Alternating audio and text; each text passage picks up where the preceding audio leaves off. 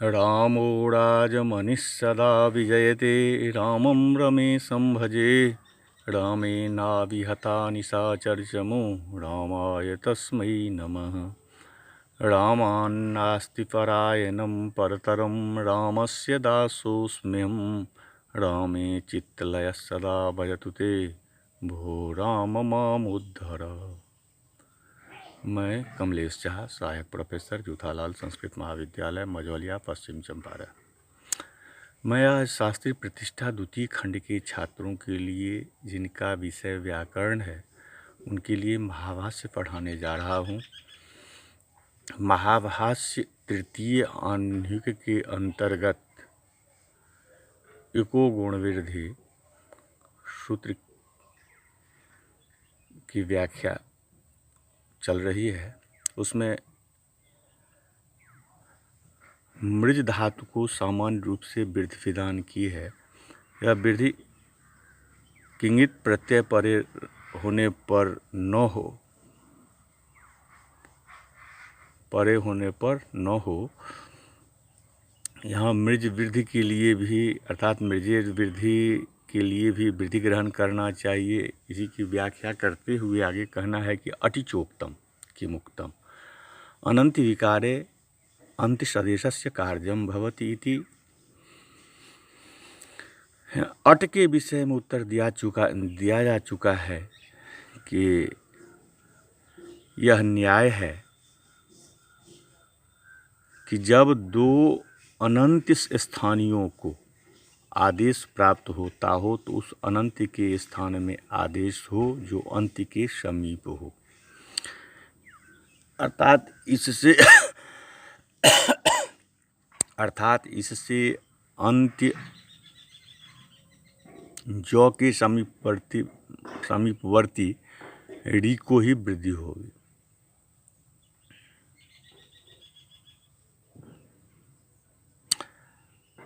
अब विधि प्रतिषेधानुपपत्ति प्रकरणात् तस्माद् लक्षणा वृद्धि, ये जो वार्तिक है, कहता है वृद्धि का प्रतिषेध तो उपपन्न नहीं होता। वृद्धि का प्रतिषेध तो उत्पन्न नहीं होता, इक का प्रस्ताव अर्थात प्रकरण होने से। वृद्धिस्तु प्रतिषेधो नुपपद्यते किं कारणम इक प्रकरणात् इग लक्षणयोर गुण वृद्धियो प्रतिषेधः न चैवं सति मृजेर ऋग लक्षणा वृद्धिर्भवति तस्मान् मृजेर ऋग लक्षणा वृद्धि रेषितव्या। एवं तर्हि हान्ये वैयाकरणा मृजेर अजादौ संक्रमे विभाषा वृद्धिमारभन्ते परिमृजन्ति परिमृजन्तु परिमृजतुः परिममार्जतुरित्याद्यर्थम्।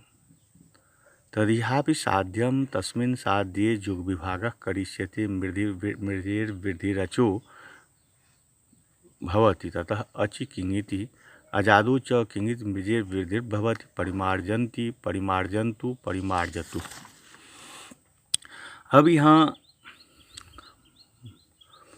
भाष्यकार कहते हैं कि वृद्धि का प्रतिषेध तो नहीं बनता। क्या कारण है? एक प्रकरण होने से किंगित शास्त्र एक स्थानिक वृद्धि का प्रतिषेध करता है, पर ऊपर कहे हुए योग विभाग से मृज की वृद्धि एक लक्षणा एक को निमित्त मानकर न होगी। अतः किंगित से इस अज लक्षणा वृद्धि का निषेध न हो सकेगा। इसलिए निषेध की सिद्धि के लिए स्थानीय के लाभार्थ यहाँ एक परिभाषा की उपस्थित स्वीकार करनी चाहिए।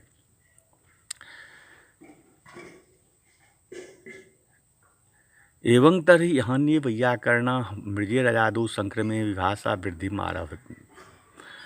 अब इस पर एक परिभाषा की अनुपस्थित सूचित करते हुए एक देशी कहता है कि पाणिनि से अतिरिक्त वैयाकरण यहाँ अर्थात मृज के विषय में अजादि संक्रम से अर्थात गुण वृद्धि प्रतिषेधक अजादिकृत ङित प्रत्यय परे होने पर विकल्प से वृद्धि का विधान करते हैं। उदाहरण परिमृजन्ति परिमार्जन्ति परिमृजन्तु परिमार्जन्तु परिममृजतुः परिममार्जतुः।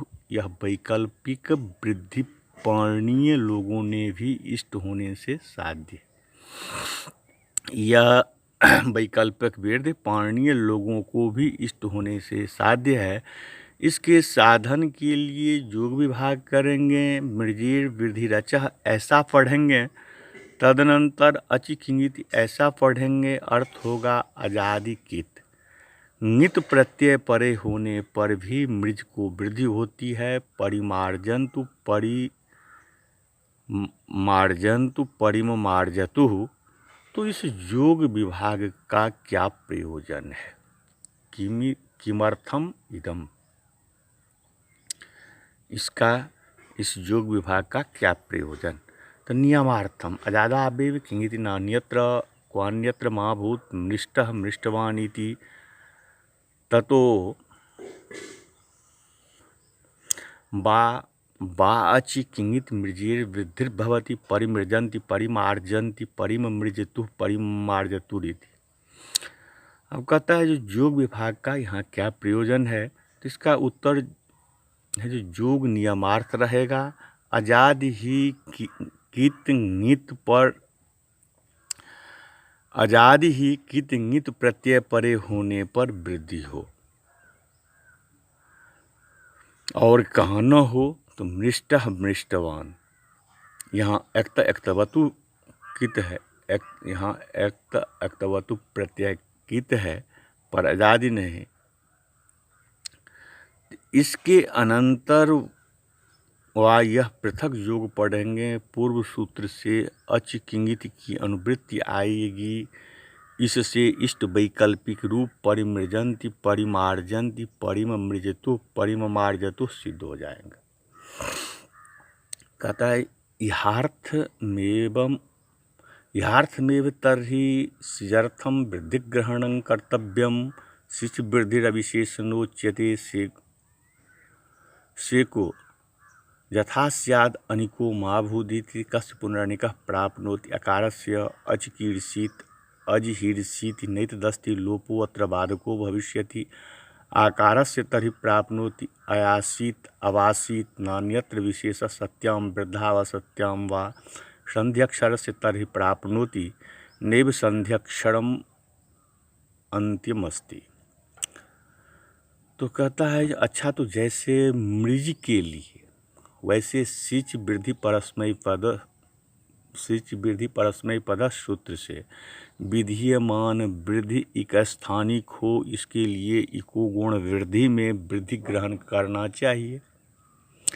कारण कि सिज निमित्तक वृद्धि सामान्यन अर्थात स्थान विशेष का आश्रयन किए बिना विधान हो गई है। वह इक के स्थान में हो, इक भिन्न के स्थान में न हो। पर सिच वृद्धि कौन से अनिक के स्थान में प्राप्त होती है? तो अकार के स्थान में। अचिकीर्षित अचिहीर्षित यहाँ नहीं,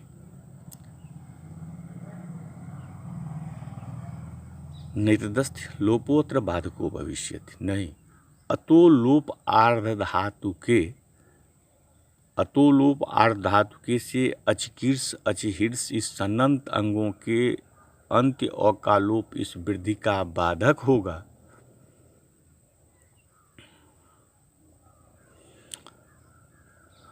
तो यहाँ ये अपवाद होने से शक और इत आगम पहले हो जाएंगे, तब आकार अंत नहीं रहेगा, सो शिष्य वृद्धि न हो सके। यह परिभार भी दिया जा सकता था कैयट के अनुसार।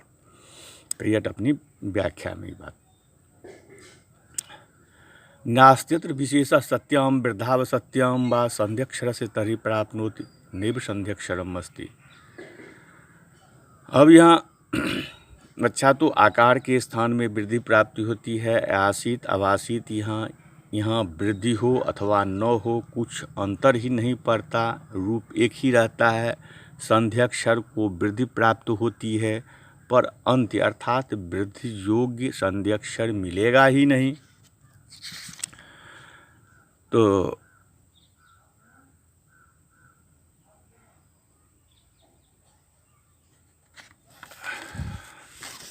यहाँ ग्रंथकार कहते हैं, यदि गो शब्द से आचार क्विप करने पर गोड़िवा चारित अगवीत, यहाँ नाम धातु में गो यह संध्यक्षर अंत्य है, जिससे वृद्धि संभव है।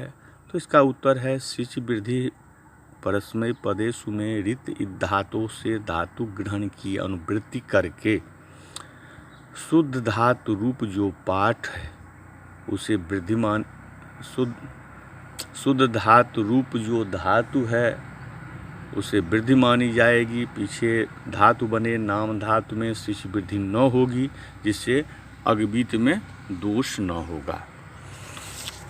ननुचेत मस्ति ढलोपे कृते उद्बोढम उद्बोढेति नैतदस्ति असिद्धो ढलोपः तस्य सिद्धत्वात् नैतदन्त्यं भवति व्यञ्जनस्य तर्हि प्राप्नोति अभैत्सीत् अच्छैत्सीत् हलन्त लक्षणा वृद्धिर्बाधिका भविष्यति यत्र तर्हि सा प्रसिध्यते नेति इति अकोषित अमोषित शिच वृद्धिरप्येष प्रच्छेदः कथम लक्षणं हि नाम ध्वनति भ्रमति मुहूर्तमपि नावतिष्ठेत। कहता है अजी ऐसा संध्यक्षर यहाँ उद्बोढम उद्बोढ़ में ढलोप होने पर मिलता है, अर्थात उसे वृद्धि का प्रसंग है। कहता है नहीं, ऐसा नहीं। ढलोप के असिद्ध होने के पहले हलंत लक्षणा वृद्धि होगी, तब ढलोप के होने पर उसके असिद्ध होने से ओकार अंत न होगा, अतः उसे शिच वृद्धि से वृद्धि न होगी। तो व्यंजन के स्थान में वृद्धि प्राप्त होती है। हलंत लक्षणा वृद्धिर्बाधिका भविष्यति यत्र तर्हि सा प्रसिध्यते नेट इति अकोषित अमोषित। पर जहाँ हलंत लक्षण का निषेध है, नेट इस सूत्र से जैसे अकोषित अमोषित, वहाँ व्यंजन को ही हो जाएगी, वृद्धि हो जाएगी। तो नेट प्रतिषेध हलंत लक्षणा वृद्धि का ही नहीं, शिच वृद्धि का भी है। यह कैसे? कथम लक्षणं हि नाम ध्वनति भ्रमति मुहूर्तमपि नावतिष्ठेत। लक्षण अर्थात सूत्र, शास्त्र का स्वभाव है कि वो अव्यक्त रूप से ध्वनन करता हुआ सर्वत्र व्यापित होता है, अतएव किसी एक लक्ष्य में ही विश्रांत नहीं हो जाता।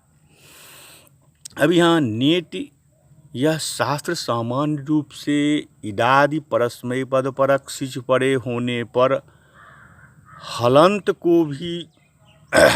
को जो भी वृद्धि प्राप्त होता है उस सब का निषेध करता है। अव्यक्त निर्विशेष रूप से कथन को ध्वनन कहते हैं। अव्यक्त अर्थात निर्विशेष रूप से कथन को ध्वनन कहते हैं। यहाँ भी नेति हलंत लक्षणा वृद्धि का ही निषेध करता है। ऐसी व्यक्ति स्पष्टता अर्थात स्पष्टता नहीं हो। ऐसा हो सकता है कि शास्त्र की प्रतिषेधी ऐसा हो सकता है कि शास्त्र की प्रतिषेध्य विषय में प्रवृत्ति होने से चरितार्थता होने पर दूसरे प्रतिषेध्य विषय में उसकी प्रवृत्ति न हो, अतः कहा है भ्रमति अर्थात सर्वत्र व्यापृत होता है।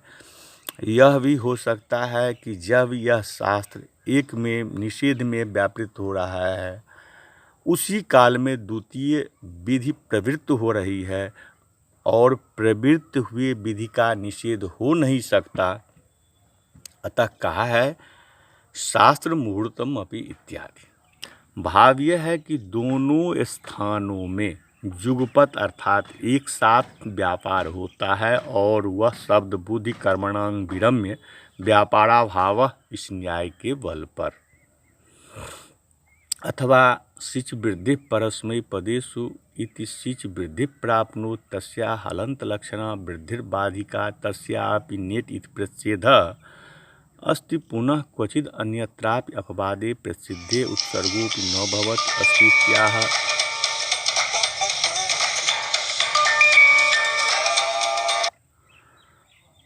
अस्तीत्याह सृजाते असुसुनृते अध्वर्जो अद्रिभिः सुतं शुक्रं ते अन्यदिति पूर्वरूपे प्रसिद्धे अयादयोऽपि न भवन्ति। अब यहाँ ग्रंथकार कहते हैं कि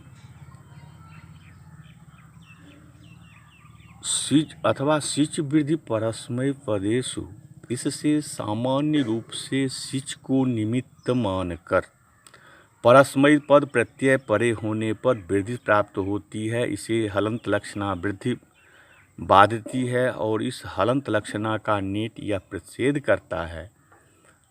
अस्ति पुनः क्वचिद् अन्यत्रापि अपवादे प्रसिद्धे उत्सर्गोऽपि न भवति। क्या कहीं अन्यत्र भी ऐसा होता है कि अपवाद का प्रतिषेध हो जाने पर उत्सर्ग की भी प्रवृत्ति न हो? हाँ, होता है। देखिए, सृजाते असुसुनृते अध्वर्जो अद्रिभिः सुतं शुक्रं ते अन्यदिति।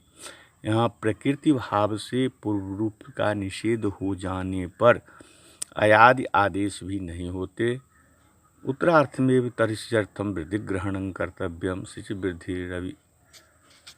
वृद्धि रविशेषो नोच्यते सा किंगिति मा भूत न्यनुबीत न्यधुबीत नैतदस्ति प्रयोजनम। अब यहाँ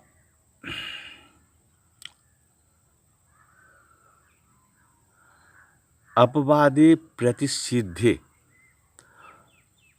अप्युत्सर्गो न भवति यदि कहो, फिर तो वृक्षों में वृद्धि के अपवाद पूर्व सवर्ण दीर्घ के नादिश से प्रतिषेध निषेध हो जाने पर फिर वृद्धि रेश से यह उत्सर्ग कार्य नहीं होना चाहिए। इसका उत्तर है वहाँ संघोद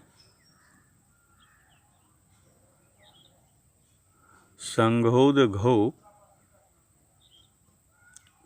तो सत इत्यादि ज्ञापकों से उत्सर्ग कार्य की पुनः प्रवृत्ति हो जाएगी।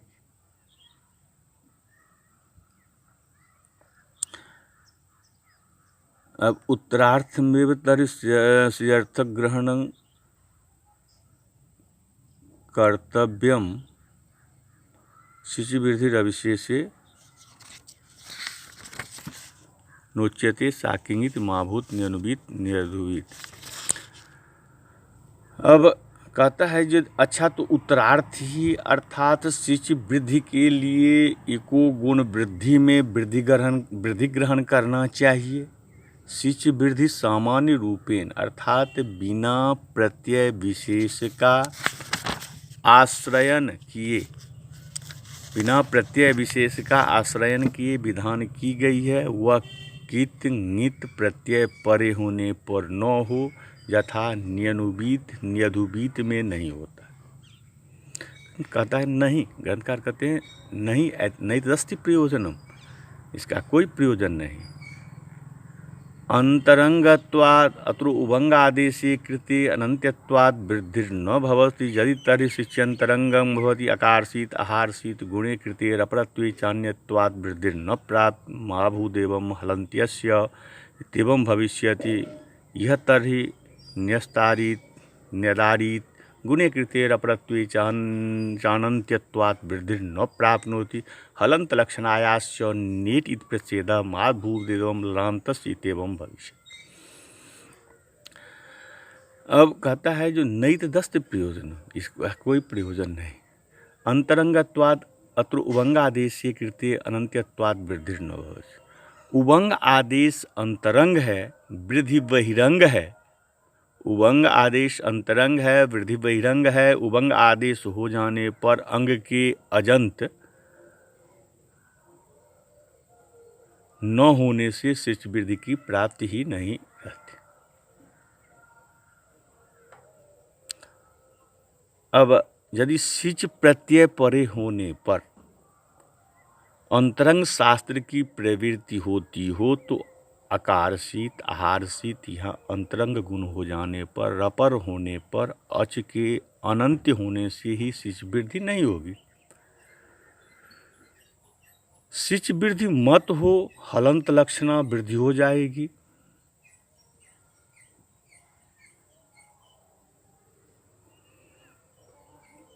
अच्छा, तो न्यस्तारित न्यदारित में अंतरंग गुण और रफरत्व होने पर अच के अंत्य न होने से सिच वृद्धि की प्राप्ति नहीं, और रही हलंत लक्षणा, उसका प्रकृति में नेट से निषेध हो जाता है।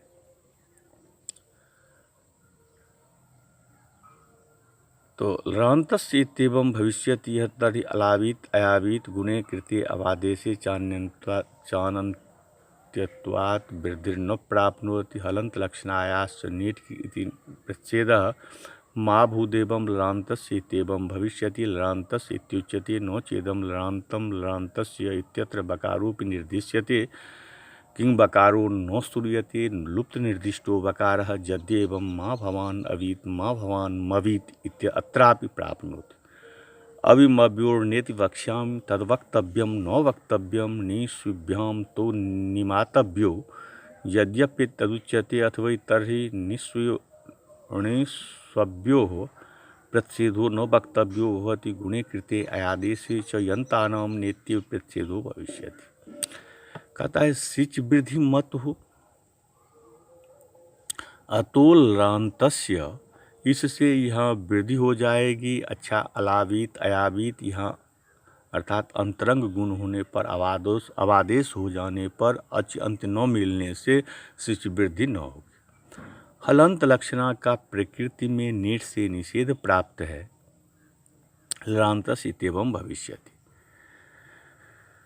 सिच वृद्धि मत लो, अतुल रांतस्य यहाँ वृद्धि हो जाएगी। अतुल रांतस्य से यहाँ वृद्धि हो जाएगी, पर सूत्र में लरांतस्य ऐसा पढ़ा है, यहाँ तो अंग न लांत है न रांत, किंतर अवादेश हो जाने से बांत है, वह भी यहाँ निर्दिष्ट होकर पीछे लोपो व्योर बलि से लुप्त हुआ है, ऐसा समझना चाहिए।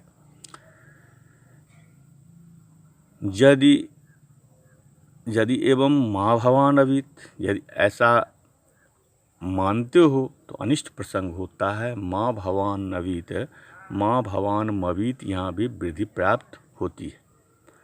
इसके वारण के लिए अभिमव्योर न ऐसा निषेध वचन पढ़ दूंगा। तो क्या ऐसा अपूर्व वचन पढ़ना होगा?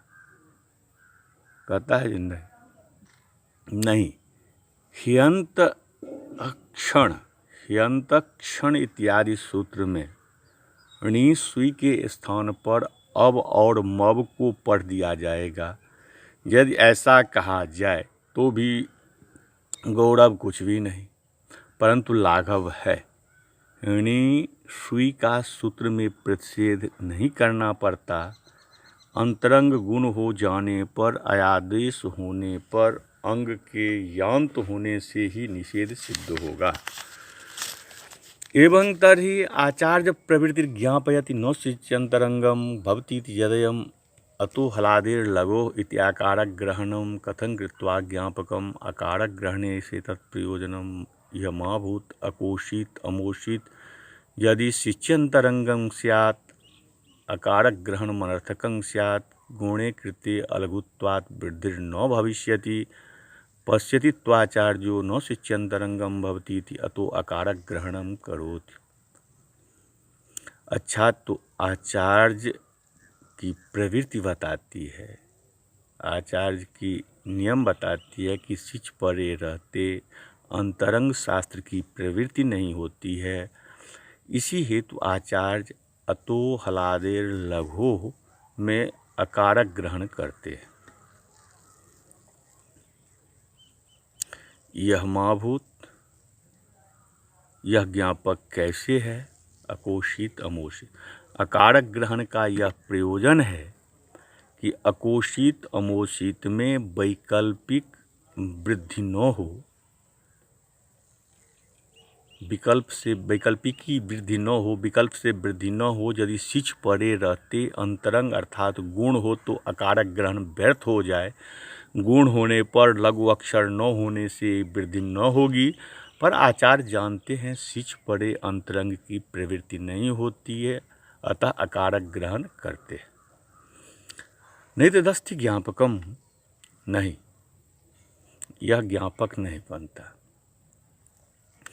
अस्ति अन्यदेतस्य वचने प्रयोजनम, इस वचन का और प्रयोजन है।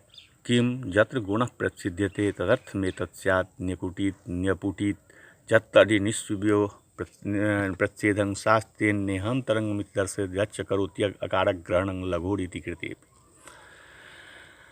कहता है कि यह ज्ञापक नहीं बनता, इस वचन का और प्रयोजन है जहाँ गुण का प्रतिषेध है,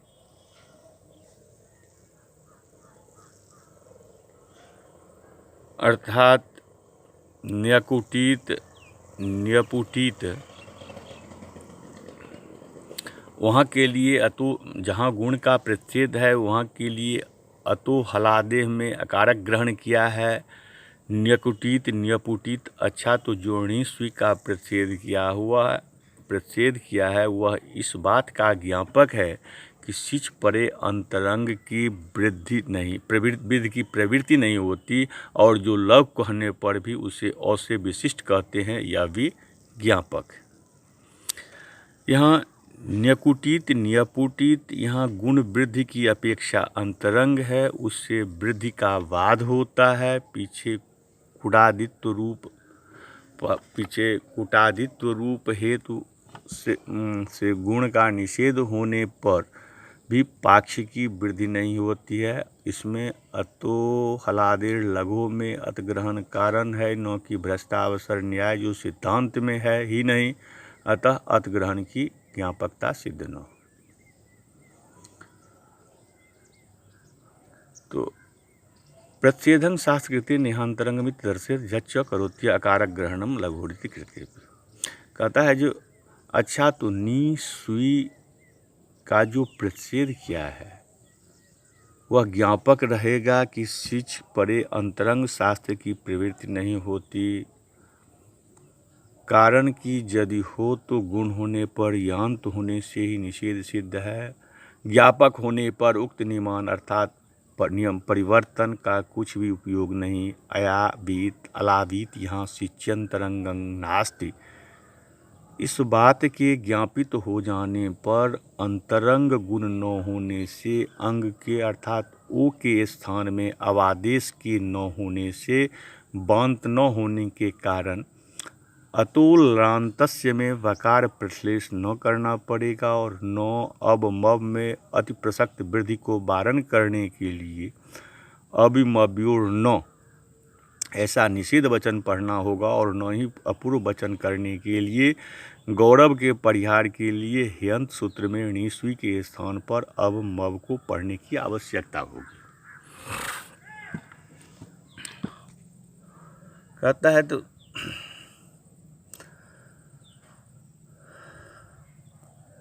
कहता है निरस्त किए हुए, यहाँ जो जच करोति अकारक ग्रहणम लघोरिति कृतोपि, इसमें निरस्त किए हुए ज्ञापक को सिंहावलोकन न्याय से पुनः स्थिर करते हैं। अतो हलादेर लघु में लघु ग्रहण करने पर भी जो अतग्रहण किया यह ज्ञापक ही है। भाव यह है कि यदि सिच वृद्धि में ग्रहण न हो तो अकोषित इत्यादि में अंत्य अल अर्थात व्यंजन को वृद्धि प्राप्त होती है, उसे रोकने के लिए बाध्य विशेष चिंता पक्ष को लेकर जो आपने सिच वृद्धि के अपवाद हलंत लक्षणा वृद्धि का नेति से निषेध होने पर भ्रष्टावसर न्याय से सिच वृद्धि की अप्राप्ति स्वीकार की, उस रीत से न्यकुटित इत्यादि में भी वृद्धि की प्राप्ति रहेगी।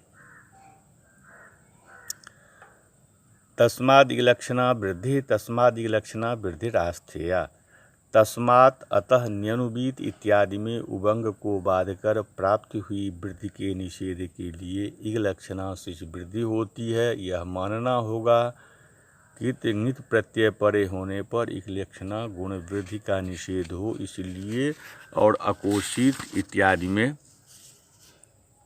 अनिक को गुण न हो, इसलिए सिच वृद्धि इलक्षणा स्वीकार करनी चाहिए।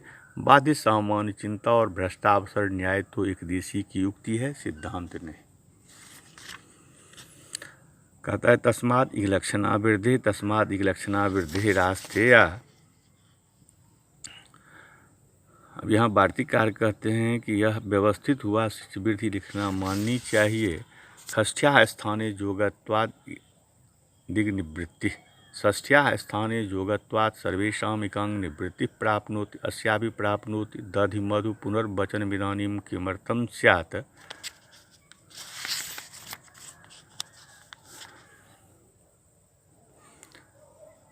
अन्यत्रार्थ पुनर्वचनम अन्यत्रार्थमेतत् स्यात् सार्वधातुक आर्धधातुकयोः गुण एवेति प्रसारणे च सर्वेषां जनानां निवृत्तिः प्राप्नोति अस्यापि प्राप्नोति वाता एव पुनर्वचनमिदानीं किमर्थं स्यात्।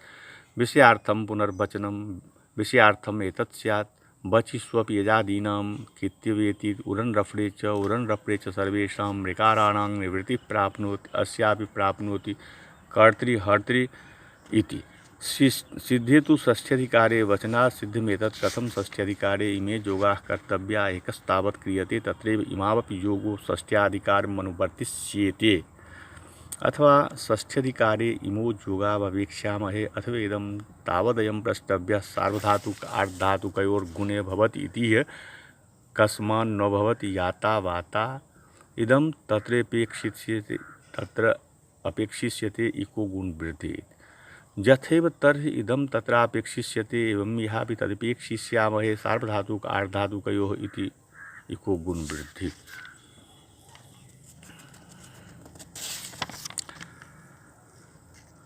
अब यहाँ ग्रंथ वार्तिककार कहते हैं कि इको गुणवृद्धि सूत्र में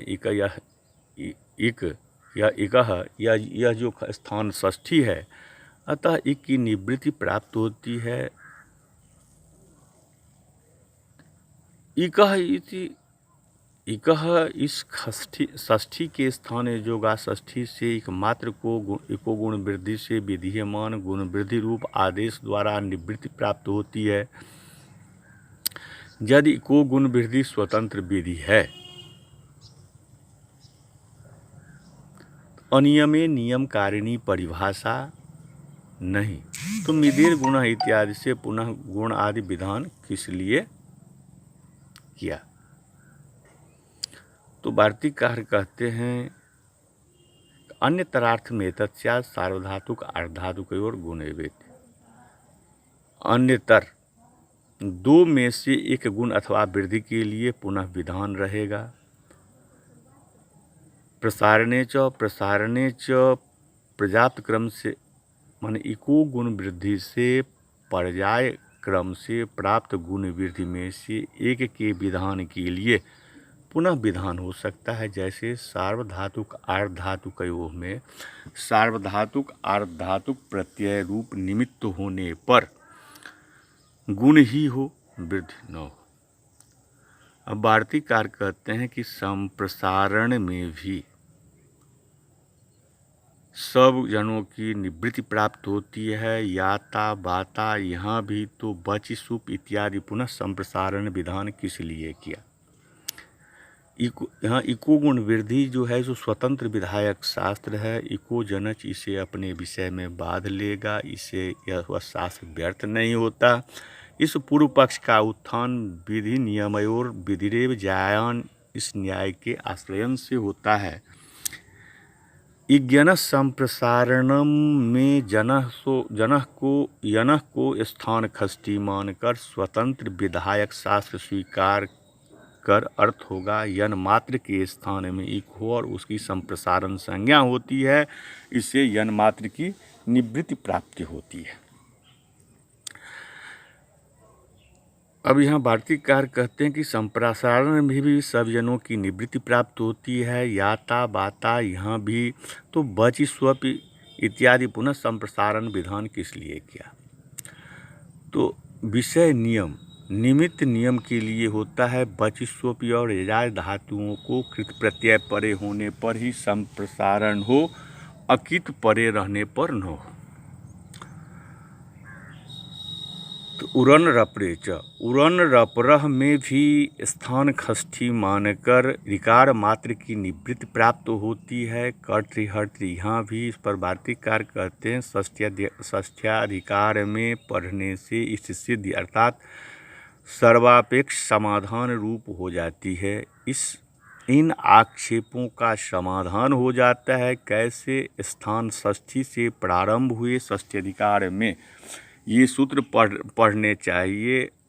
एक उड़नरपर का तो पहले इस अधिकार में पाठ किया हुआ है। इस सूत्र से पूर्व तथा पश्चात एको गुण वृद्धि तथा इज्ञान संप्रसारणम पढ़ दिया जाएगा, अथवा षष्ठ्यधिकार में इन योगों इको गुण वृद्धि और इज्ञान संप्रसारणम की अपेक्षा करेंगे, अथवा स्वतंत्र विधि मानने वाले से हम पूछते हैं कि सार्वधातुक आर्धातुकयोः इस शास्त्र से जो गुण होता है वह याता बाता में क्यों नहीं होता?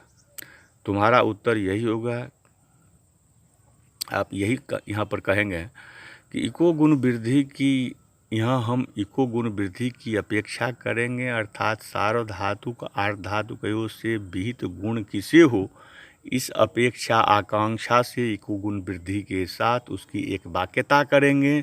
इसलिए जैसे इको गुण वृद्धि इसकी सार्वधातुक आर्धातुकयों में अपेक्षा है, ऐसे ही इसमें सार्वधातुक आर्धातुकयों की अपेक्षा है, जिससे इको गुण वृद्धि स्वतंत्र विधि है, इसका प्रत्याख्यान हो जाता है। इस प्रकार से इको गुण वृद्धि सूत्र की व्याख्यान समाप्त हुई और तृतीय आह्निक भी समाप्त हो गया। नमस्कार।